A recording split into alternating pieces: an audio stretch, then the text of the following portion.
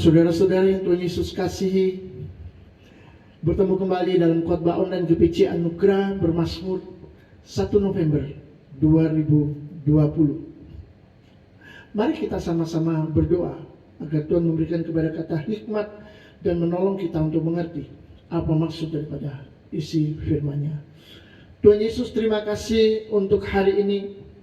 Kami tahu bahwa Engkau memberkati hari ini, Engkau memberkati kami, Engkau memberkati semua aktivitas dan pekerjaan kami. Kami percaya Tuhan sudah menyertai kami, memelihara kami dan menjaga kami sampai hari ini. Itu sebabnya Tuhan, kami boleh kembali bertemu di dalam acara ini untuk bersama-sama mendengarkan firman-Mu, untuk bersama-sama belajar mengerti akan maksud dan isi hati-Mu. Berbicaralah Tuhan, berkata-katalah. Kami siap untuk menjadi orang-orang yang berjuang di dalam dunia ini untuk melayani Tuhan, untuk memberikan yang terbaik bagi Tuhan. Ajari kami, tolong kami, kuduskan dan layakkan kami. Terpujilah nama-Mu di dalam nama Yesus. Amin. Saudara-saudara, kiranya kasih karunia dan damai sejahtera Tuhan akan senantiasa dan selalu memberkati kita semua.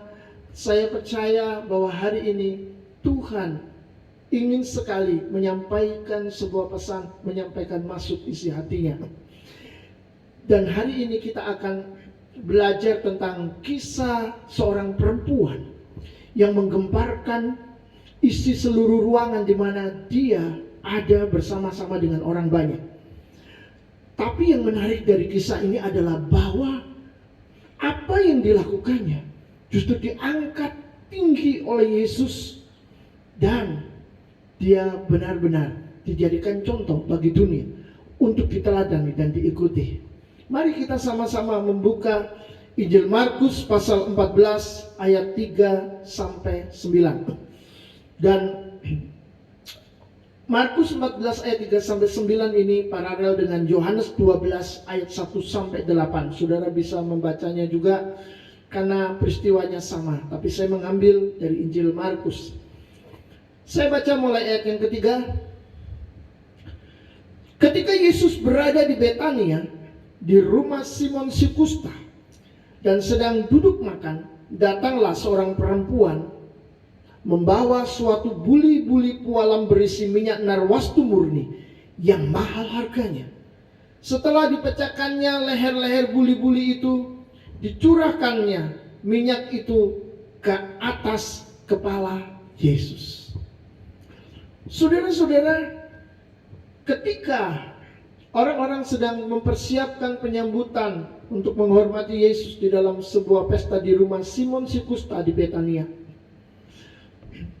datanglah seorang perempuan membawa buli-buli pualam berisi minyak narwastu murni yang mahal harganya, yang harum baunya.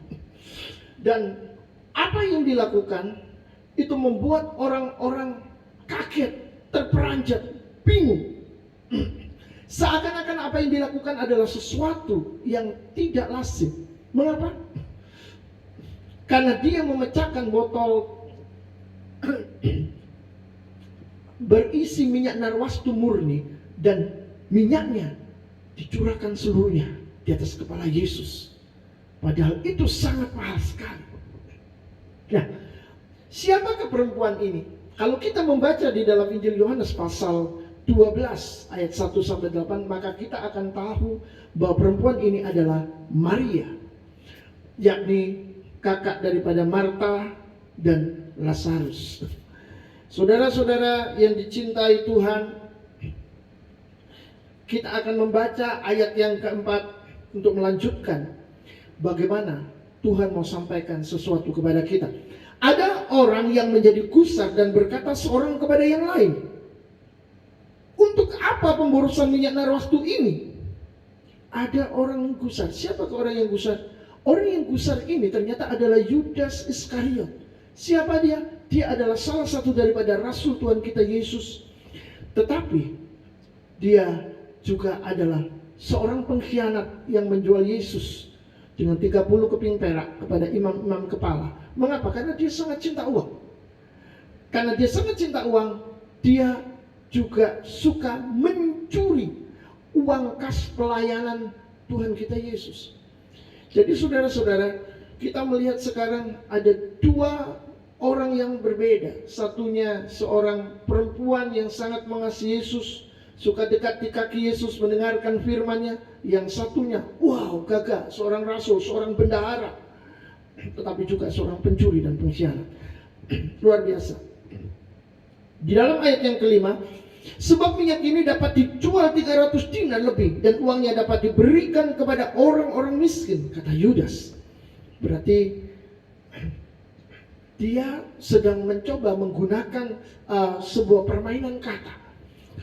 Di satu sisi Yudas sangat menyayangkan minyak narwastu yang mahal harganya itu dibuang begitu saja. Harusnya minyak itu dijual, uangnya dimasukkan di kas, dan kemungkinan nanti dia akan bisa mencuri lebih banyak lagi.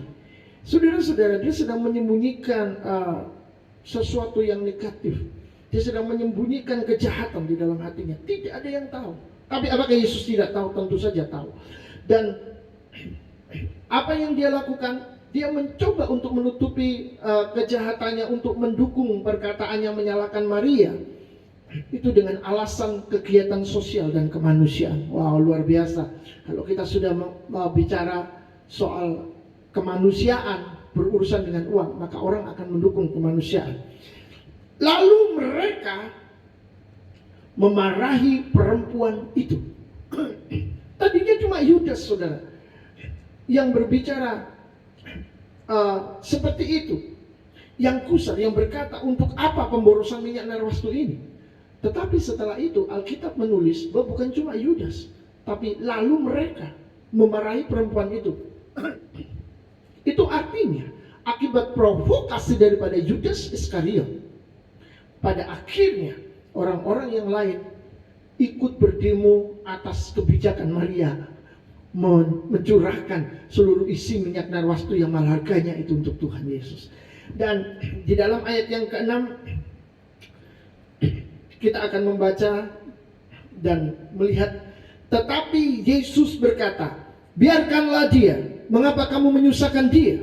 Ia telah melakukan suatu perbuatan yang baik padaku. Saudara-saudara, Yesus membela Maria. Dia berkata, mengapa kamu menyusahkan dia? Apakah benar Yudas dan orang-orang ini menyusahkan dia? Ya, jelas.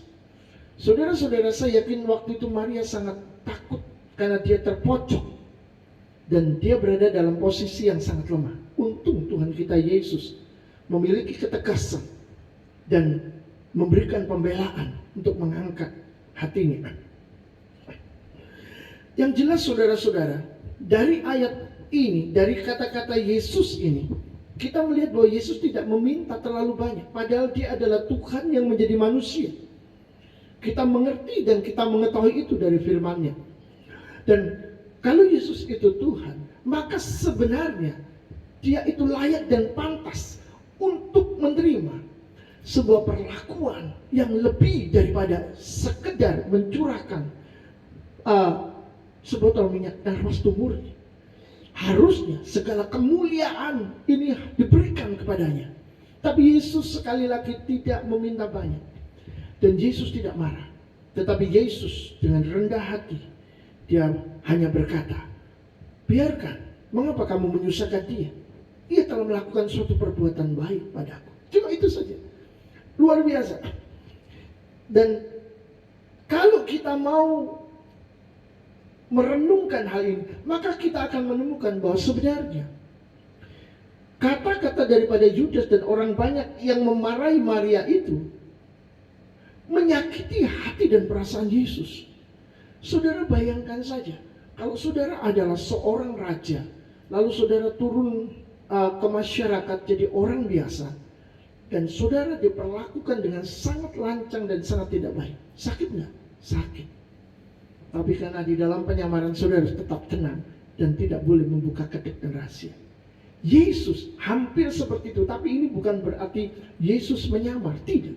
Yesus benar-benar melakukan aksi menyelamatkan manusia.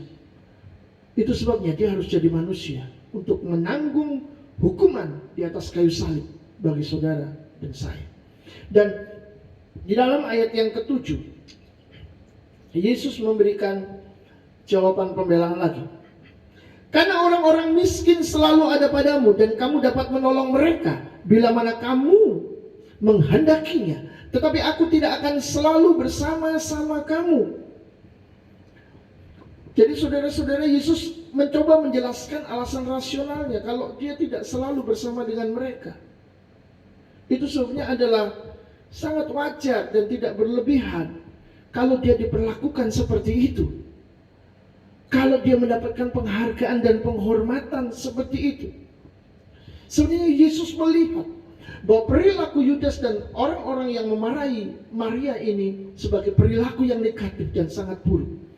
Yesus tahu benar hati manusia, jadi dia mengerti apa yang sedang terjadi di sana.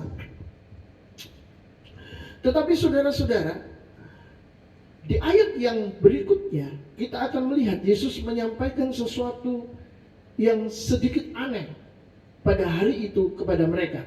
Ayat 8, ia atau Maria telah melakukan apa yang dapat dilakukannya. Tubuhku telah diminyakinya sebagai persiapan untuk penguburanku. Wow, luar biasa. Saudara, Yesus bahkan meyakinkan orang-orang bahwa apa yang dilakukan oleh Maria ini bukan cuma sekedar dia memberikan sesuatu, tetapi Maria ini sedang didorong oleh Roh Kudus untuk mempersiapkan penguburan Yesus.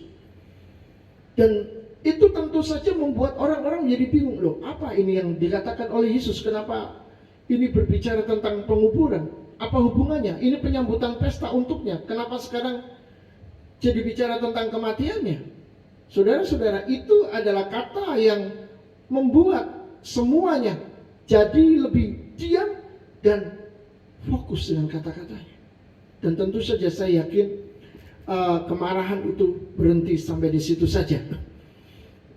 Namun yang luar biasa adalah di ayat yang ke-9. Yesus berkata lagi, aku berkata kepadamu, sesungguhnya di mana saja Injil diberitakan di seluruh dunia, apa yang dilakukannya ini akan disebut juga untuk mengingat dia. Ketika Maria disalahkan, dipojokkan oleh Yudas dan lain-lain, maka Yesus justru mengangkat dia tinggi-tinggi dan menunjukkan yang salah adalah mereka dan bukan Maria. Yesus berkata, sesungguhnya di mana saja Injil diberitakan di seluruh dunia, apa yang dilakukan ini akan disebut juga untuk mengingat dia. Itu luar biasa. Berarti Maria tidak salah. Maria ini benar. Seperti itu kira-kira pembelaan Yesus. Nah, saudara-saudara, kita melihat di sini bahwa ada dua golongan manusia.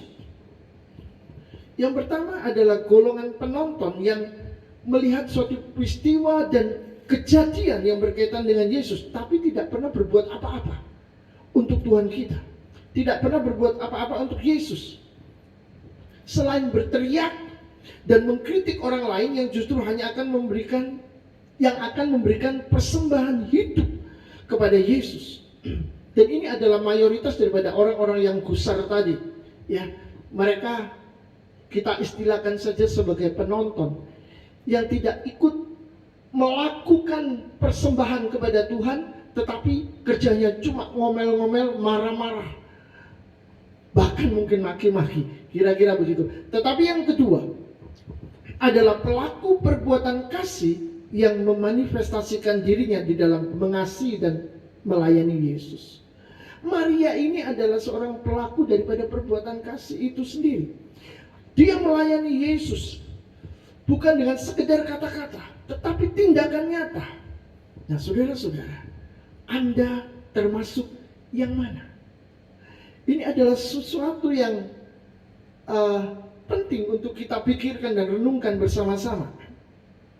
Jadi saudara-saudara, kita akan mulai masuk lebih dalam lagi untuk mengerti tentang apa yang disampaikan di dalam Markus pasal 14 ini. Jadi saudara-saudara, ketika kita melihat buli-buli pualam berisi minyak narwastu murni yang mahal harganya dipecahkan oleh perempuan itu untuk mengurapi Yesus, maka kita bisa menyimpulkan bahwa ini bukan soal uang yang dibuang-buang, bukan soal harta yang dihambur-hamburkan. No. Tapi ini adalah soal hati yang tercurah, hati yang terlepas begitu saja dari seorang perempuan bernama Maria. Ini adalah ungkapan kasih sebenarnya. Jadi mari kita melihat dengan cara berbeda seperti yang dilihat oleh Yudas dan orang-orang lain di sana. Mereka hanya melihat hal-hal yang bersifat jasmani, di mana minyak narwastu yang mahal harganya ini dipecahkan dan dibuang sia-sia. Tetapi sekarang kita melihat dari sisi Yesus. Ketika Yesus melihat Maria mempersembahkan itu, dia tidak melihat adanya pemborosan, adanya penghambur-hamburan uang, tidak ada.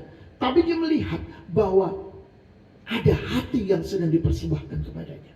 Dan itulah yang sedang terjadi. Dan saudara-saudara, bukankah persembahan untuk Tuhan memang harus yang terbaik? Bukankah ketika Habel mempersembahkan yang terbaik, ia diterima? Berbeda dengan Kain yang jahat, dia tidak mempersembahkan dengan tulus. Dan persembahannya tidak diterima oleh Tuhan karena hatinya jahat. Itu sebabnya hari ini tema firman Tuhan adalah persembahan yang hidup. Dan persembahan yang hidup itu pasti adalah persembahan yang berkenan, yang menyenangkan hati Tuhan. Jadi ketika ada seorang pejabat penting atau raja yang sedang mengunjungi suatu daerah, maka saya yakin secara sosial adalah sangat wajar orang-orang mempersembahkan sesuatu yang berharga untuknya. Dan itu tidak pernah ada masalah, tidak pernah ada komplain. Secara sosial itu diterima, bahwa memang mereka pantas untuk menerima. Karena para pejabat ini adalah orang-orang yang bukan cuma disegani di masyarakat, tetapi memiliki keputusan-keputusan dan kebijakan-kebijakan untuk membawa damai sejahtera bagi mereka.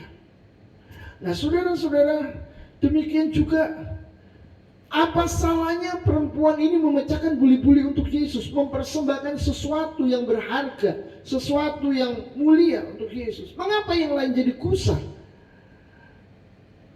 Suatu pertanyaan besar, kita perlu bertanyakan ini. Dan jangan-jangan pada hari-hari ini, di dalam kondisi pandemi COVID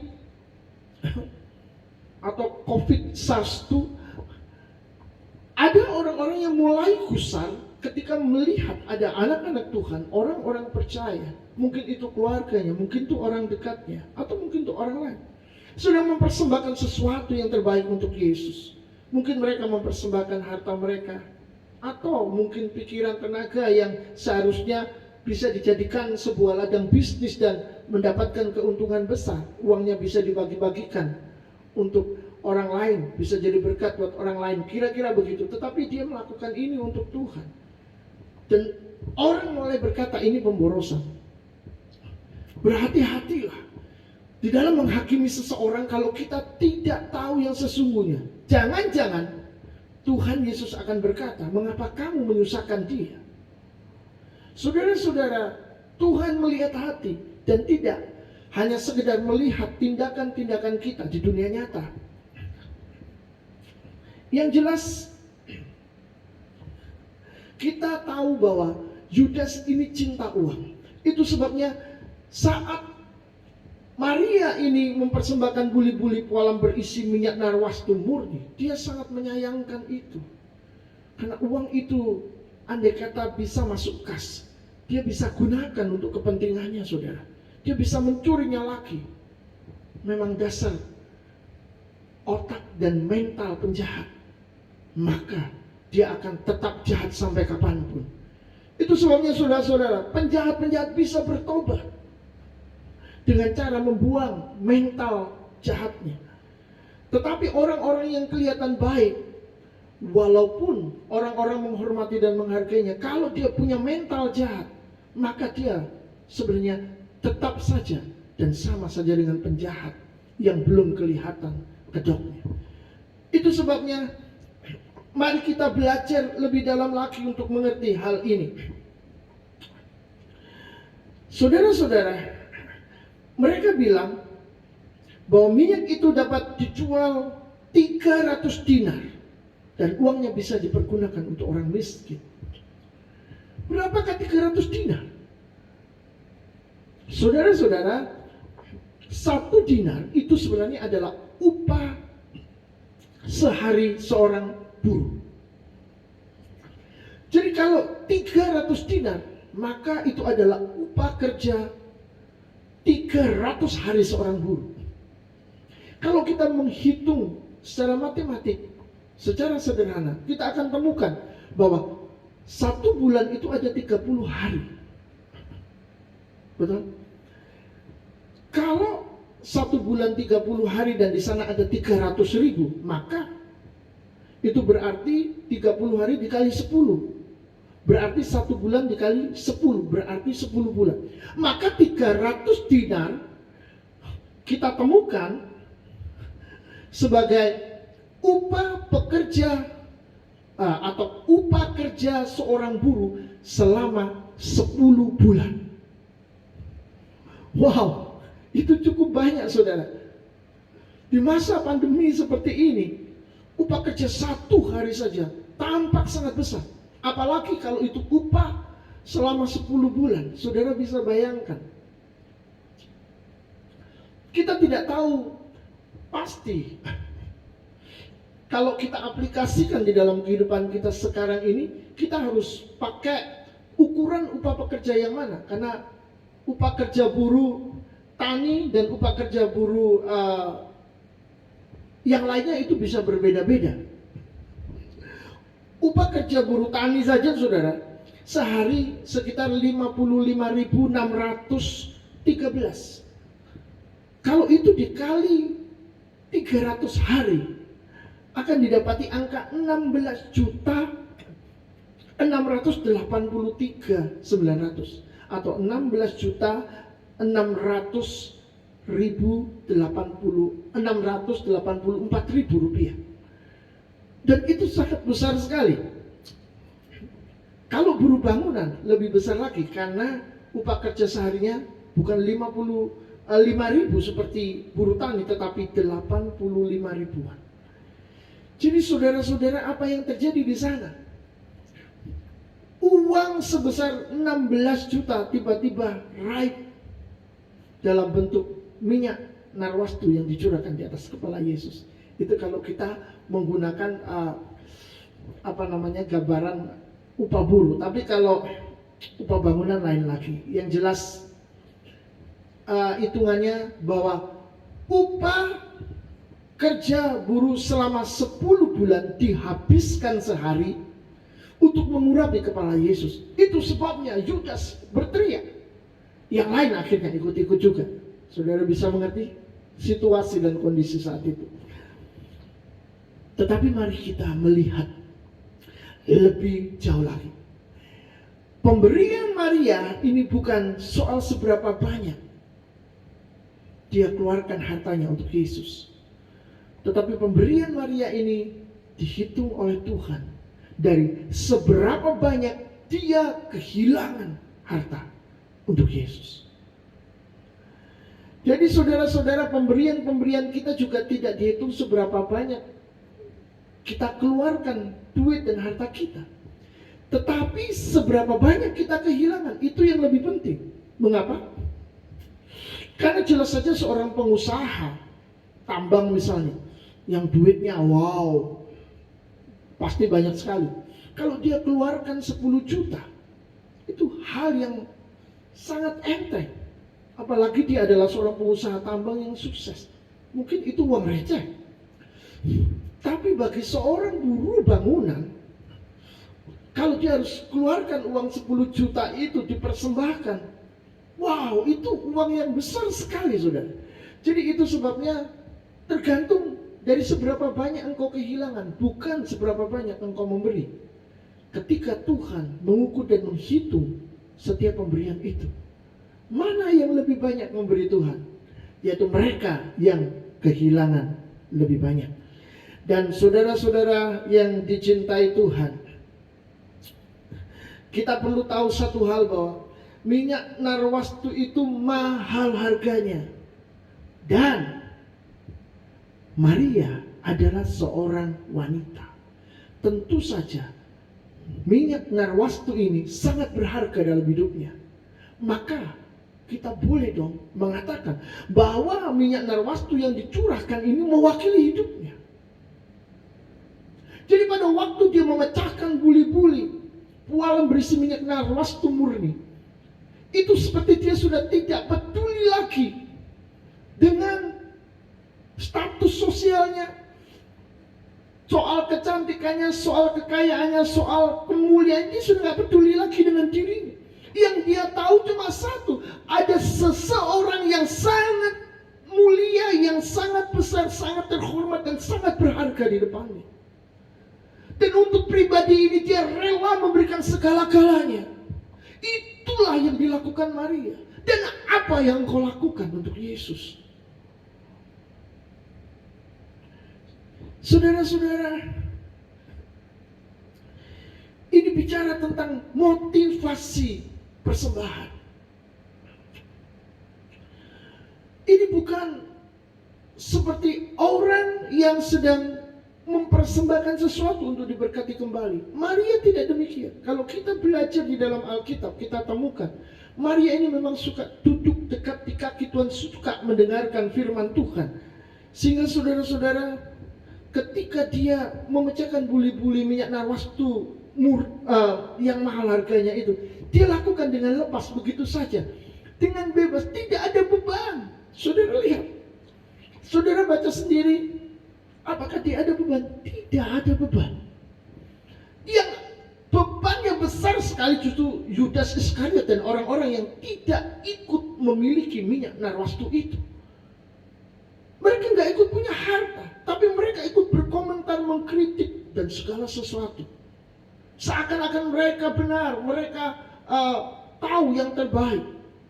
Tapi Yesus melihat hati Maria, dan Yesus justru menegur para pria yang kelihatannya baik, yang kelihatannya memberi sesuatu, tapi sebenarnya tidak melakukan apa-apa. Saudara-saudara yang dicintai Tuhan, kita melihat bahwa sebagian orang justru sayang memberikan apa yang mereka miliki untuk Yesus. Yang penting sebenarnya adalah punya motivasi. Motivasi apa? Motivasi memberi, bukan motivasi yang lain. Tidak pelit, tidak kikir untuk Tuhan, tetapi benar-benar memperlakukan Yesus di posisi, di tempat yang pantas dan layak. Maria memberikan yang terbaik untuk Yesus.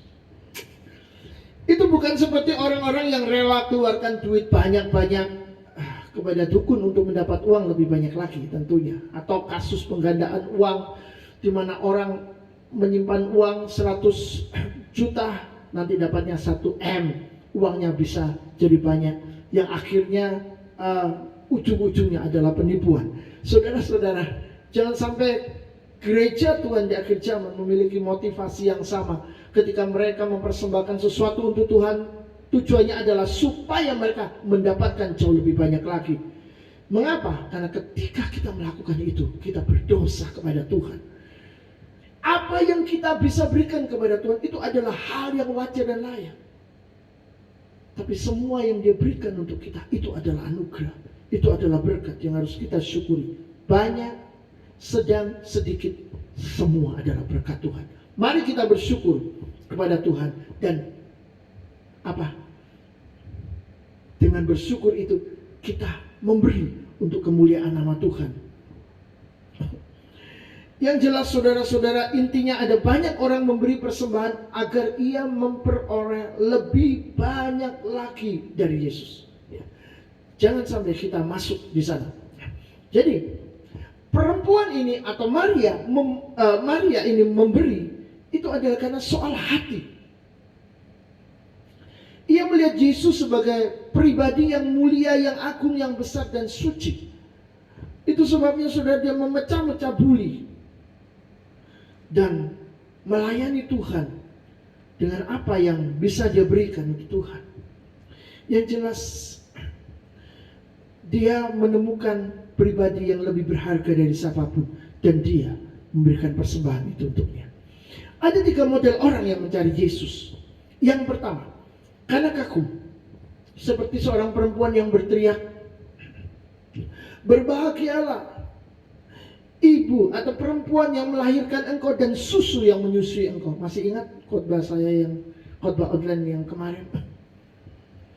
Perempuan ini tiba-tiba berteriak di tengah-tengah orang banyak, tentu saja mengagetkan orang. Tetapi Yesus malah menjawab, "Berbahagialah mereka yang mendengar firman dan melakukannya."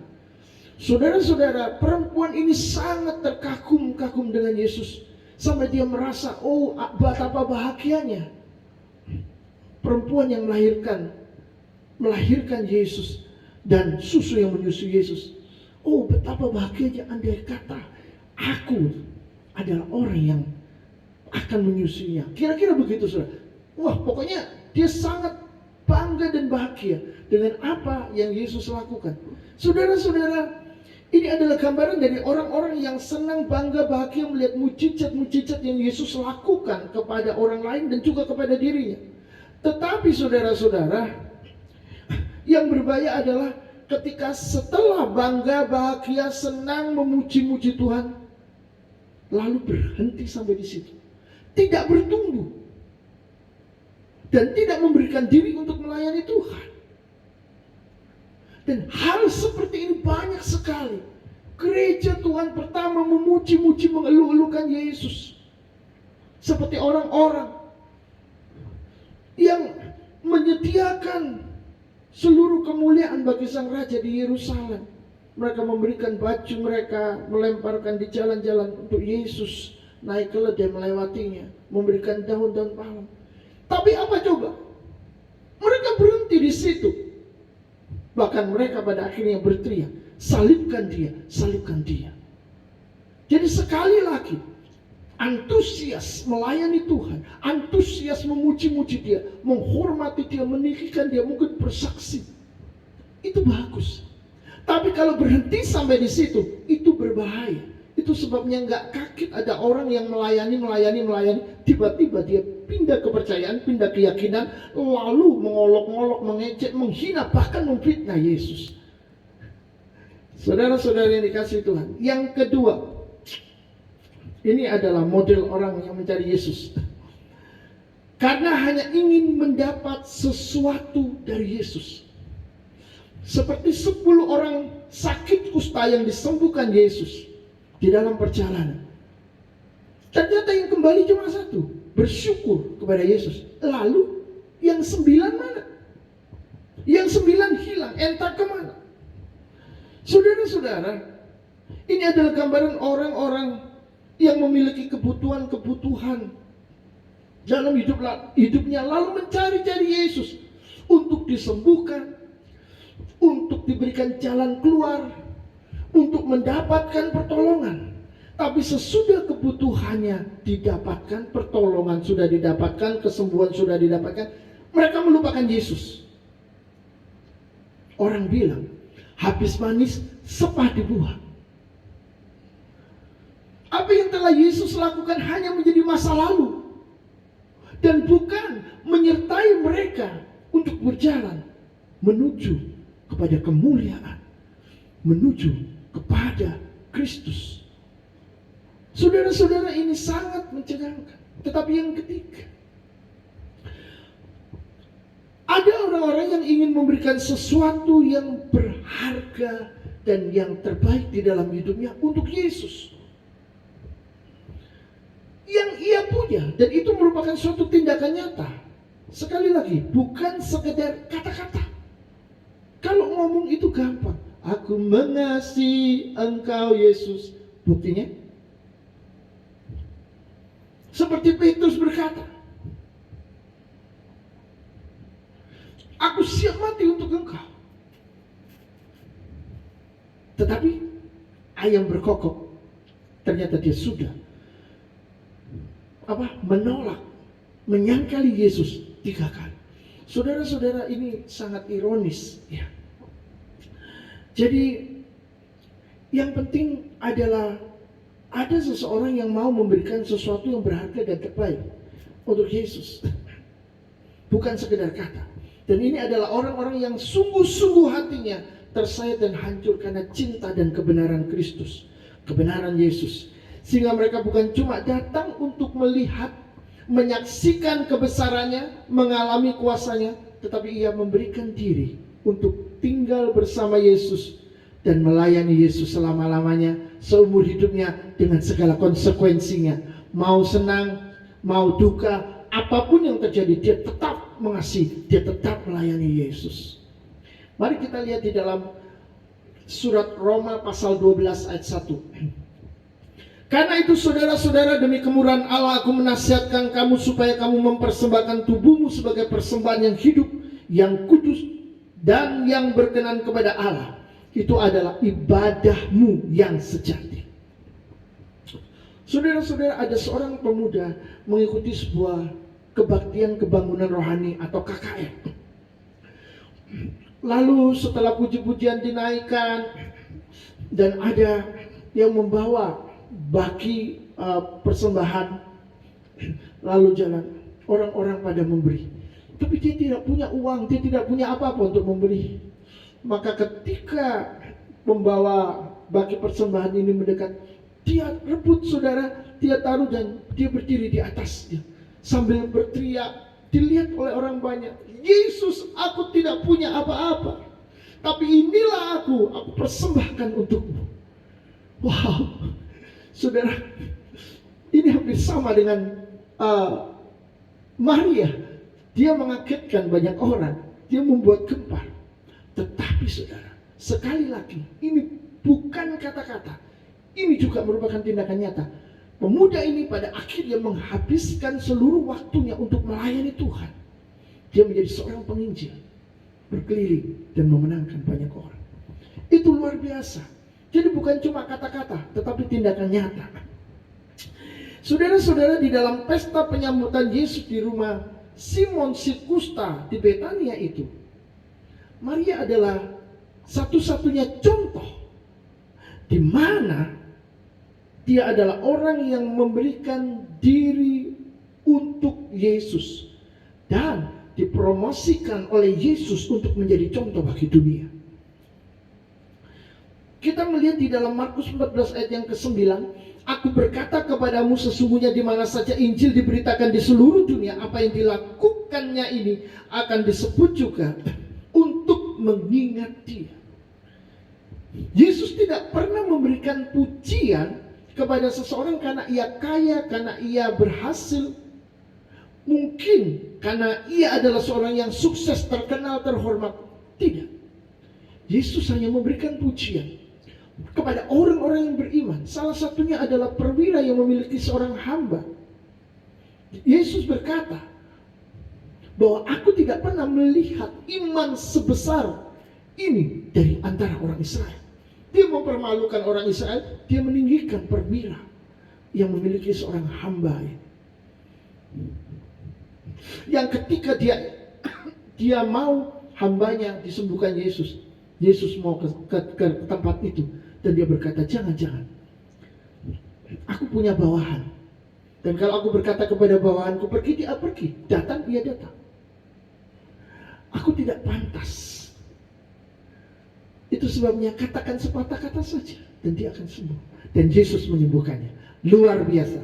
Saudara bisa memberikan tepuk tangan dari tempat di mana saudara berada karena kuasa Kristus itu luar biasa. Tetapi saudara-saudara, yang ditekankan di sini adalah iman perwira ini. Yesus memberikan pujian kepadanya, dan yang kedua, Yesus memberikan pujian kepada mereka yang memberikan hidupnya dan hatinya dengan tulus seperti Maria. Saudara-saudara, moga-moga atau semoga kita termasuk di dalamnya. Amin. Saudara, di tempat penyambutan Yesus itu ternyata mayoritas adalah orang-orang yang pasif, orang-orang yang tidak mendukung Maria mengasihi Yesus, tetapi justru mendukung Yudas Iskariot yang adalah pencuri, yang adalah cinta uang, untuk memfitnah Maria, memojokkan Maria, mendesak Maria. yang sebenarnya adalah seorang yang sangat cinta Tuhan, seorang yang suka duduk di bawah kaki Tuhan dan mendengarkan firman-Nya. Ini luar biasa. Jelas saudara-saudara yang dikasihi, Yudas lebih dipandang daripada Maria karena dia adalah salah satu orang penting daripada Rasul Tuhan kita Yesus, atau salah satu orang penting dari ke-12 Rasul Yesus. Sedangkan Maria memang dekat dengan Yesus, tapi dia tidak punya power, saudara. Dia tidak punya kekuatan di dalam kelompok itu. Siapakah dia? Apalagi di dalam budaya patriarki, di mana perempuan lebih rendah daripada laki-laki di dalam budaya saat itu, di zaman itu. Jelas Maria bukan apa-apa dan bukan siapa-siapa. Tetapi ini dia yang luar biasa. Kita justru melihat Maria ditinggikan. Yang lemah, yang lebih rendah daripada laki-laki, diangkat jauh lebih tinggi daripada laki-laki. Mengapa? Karena tinggi rendahnya seseorang tidak diukur oleh budaya. Tinggi rendahnya seseorang tidak diukur oleh betapa pintarnya dia, betapa kayanya dia, atau betapa terhormatnya dia. Itu adalah ukuran dunia, tetapi di mata Tuhan dia melihat hati dan bukan melihat penampilan. Maka saudara-saudara, Yesus mengangkat Maria sebagai seseorang yang memiliki kedudukan tinggi dan terhormat melebihi para pria saat itu. Mengapa? Karena Maria memberikan kehormatan yang begitu sangat layak untuk Yesus. Sedangkan yang lain-lain tadi tidak memberikan penghormatan itu kepada Yesus. Bahkan marah ketika Yesus dihormati. Luar biasa. Jangan-jangan di gereja Tuhan di akhir zaman ini kondisinya hampir sama. Sama-sama menyambut Yesus, sama-sama memuji Yesus, memuliakan Yesus, tapi tidak memberikan yang terbaik untuk Yesus, tidak memberikan penghormatan yang terbaik untuk Yesus, tidak memuliakan sungguh-sungguh Yesus. Hanya melalui kata-kata saja, tapi bukan sebuah tindakan nyata sebagai seorang yang percaya kepada Tuhan. Saudara-saudara, dari dua golongan ini kita melihat bahwa penonton dan pelaku perbuatan kasih menunjukkan perbedaan yang sangat besar. Golongan penonton tampak benar dan kuat, tetapi justru menerima teguran. Sedangkan pelaku perbuatan kasih Tuhan Yesus tinggikan meskipun ia berada di dalam situasi dan kondisi yang sangat lemah, di dalam budaya patriarki, budaya di mana perempuan lebih rendah daripada laki-laki. Itu sebabnya di dalam ayat yang ke-6 dan ke-7 Yesus menegur para pria itu, biarkan dia, mengapa kamu menyusahkan dia? Ia melakukan suatu perbuatan yang baik. Dan Yesus berkata, orang-orang miskin selalu ada padamu, aku tidak selalu bersama-sama dengan engkau. Yesus mau menunjukkan bahwa keberadaan dan kehadirannya itu eksklusif, sangat penting. Dia cuma sebentar saja. Dia ini orang penting, dia ini orang hebat dan luar biasa. Lebih hebat dan lebih luar biasa dari para menteri, daripada presiden, daripada apapun. Itu sebabnya seharusnya keberadaannya dihormati dan dihargai. Hal yang perlu kita waspadai dalam menyambut Yesus adalah kemunafikan dan kepalsuan seperti Yudas Iskariot, saudara. Karena di dalamnya tidak ada kemurnian hati, tidak ada kebenaran, tidak ada penyembahan seperti Maria.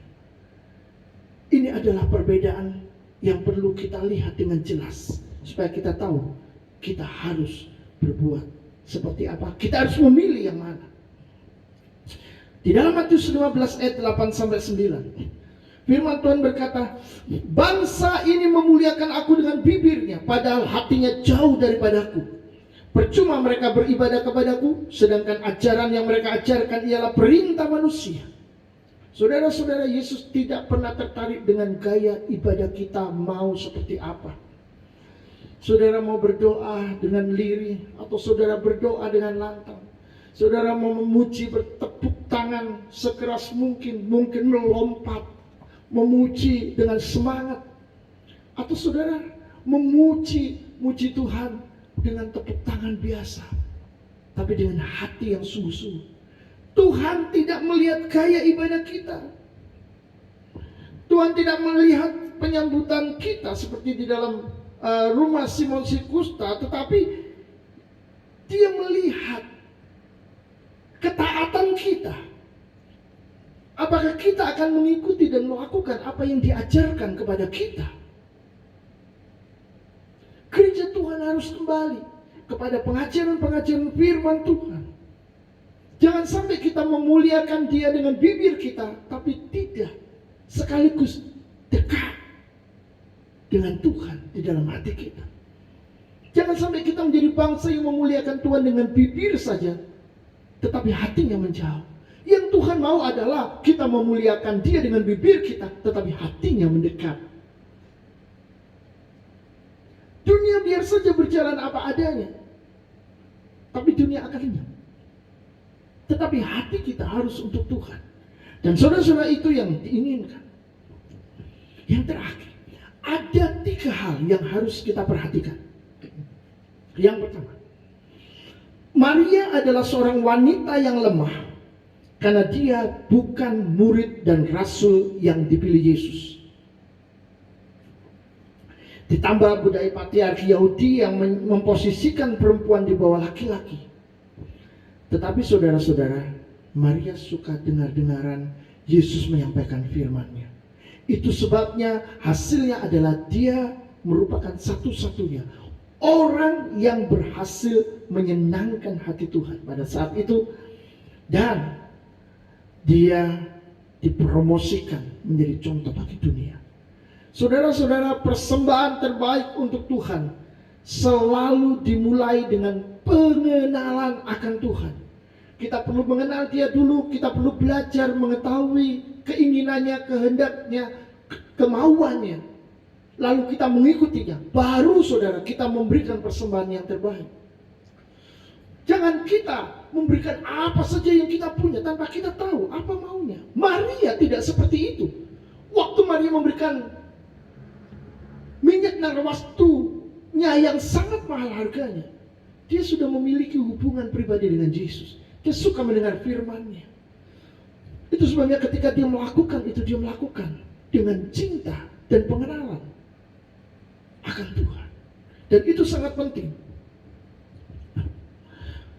Saudara-saudara, ketidaktahuan dan ketidaktaatan akan firman yang akan membuat kita meleset daripada apa yang Dia inginkan.